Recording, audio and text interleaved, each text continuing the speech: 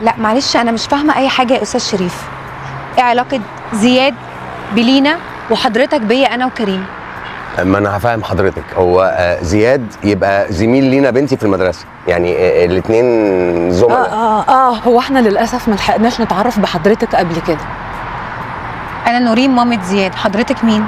انا ليالي خالة لينا بنت شريف. لا يا جماعه بجد انا مش فاهمه حاجه. بصي يا مدام نورين، كريم حكى لي على كل حاجه. نعم؟ والله صح. ده بس من خوفي على زياد. زياد؟ ده عشان كده طلبنا نتكلم معاكي. لا، هو انا اللي طلبت من شريف ان احنا نقعد نتكلم. وانت ازاي اصلا تتكلم مع ناس ما نعرفهاش في خصوصياتنا يا كريم؟ نورين، هو انت كنت وافقتي ان احنا نقعد مع بعض وانا قلت لا؟ مدام نورين، انا اسف ان انا ما وضحتش سبب المقابله لما كلمت حضرتك في التليفون، بس هو الموضوع مش بس عشان خاطر كريم، الموضوع كمان يخص زياد ابنك. ماله زياد؟ ماله زياد؟ اهدي يا نورين اهدي. بص يا مدام نورين، انا كريم لما حكى لي اللي حصل انا غلطته جدا وقلت انه يستاهل اي عقاب حضرتك تحدديه.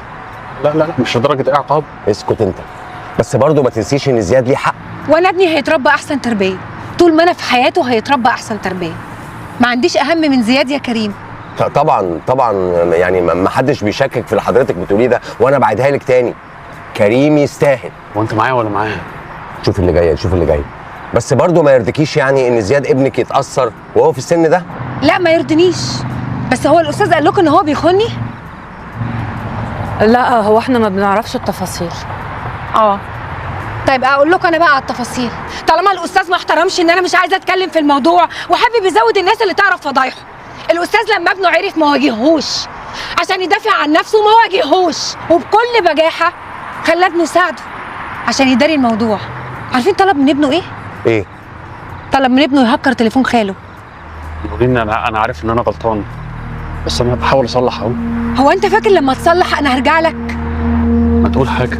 اقول ايه بس؟ اقول ايه؟ لا انت مش محتاج تقول حاجه يا استاذ شريف، وانا طبعا مقدره جدا ان انتوا جايبيننا عشان تصالحونا، بس كان المفروض تسمع مني قبل ما تجيبني.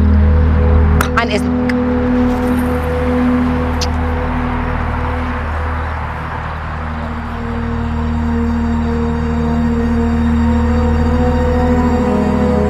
هو انت خليت ابنك يعمل كده فعلا؟ عاوزني اعمل ايه يا شريف؟ انا كنت مزنوق، ما كانش عندي حل تاني. بعدين انا جايبك معايا هنا عشان تساعدني، مش عشان تقول لها هو غلطان والدنيا وتقفلها في وشي. وبعدين ليه وانت ما غلطتش يا كريم؟ ما انت عارف انك غلطان. كنت عاوزني اقول لها ايه يعني؟ اقول لها كريم مش غلطان عشان تسيبنا وتمشي من اول القعده؟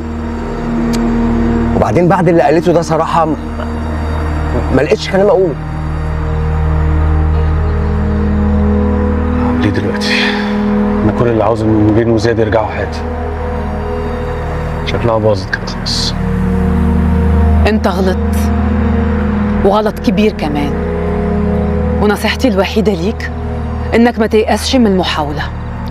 حاول مرة واتنين وعشرة. الست اللي زي نورين ما تتعوضش. في الوقت اللي كان ممكن تفكر بس في انت جرحتها قد ايه، ما فكرتش الا في ابنها وبس. طيب انا هقوم احاول الحق. يلا ربنا معاك. عاجبك كده؟ شفتي بقى؟ شفتي انا كنت صح لما جبتك معايا. اهو الكلمتين اللي انت قلتيهم في الاخر دول فيهم الزبد، اهم حاجه والله. هي لما حكت اللي حصل فهمت انه هي لسه بتحبه. عرفتي كده ازاي يعني يا دقرمه؟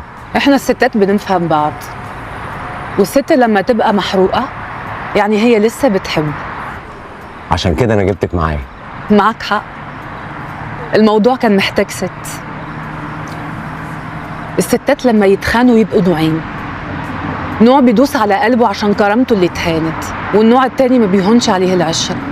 ونورين من النوع التاني، هي دلوقتي عاوزة تربيه.